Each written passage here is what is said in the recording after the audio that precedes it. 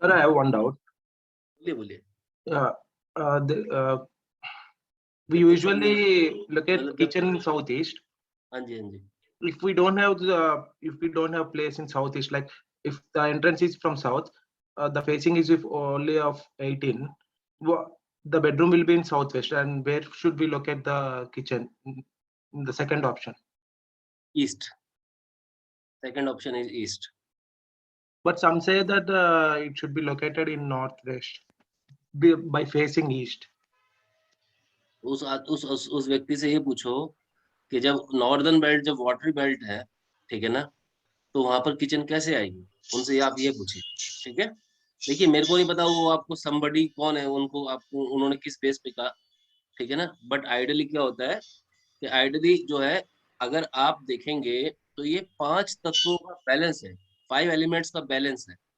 अगर somebody says कि north में किचन होना चाहिए, तो उस somebody से ये पूछो कि भाई अगर नॉर्थ में किचन होगा तो what about the intensity of water element over there and how water element will get afflicted, उनसे ये पूछिए। ठीक है ना,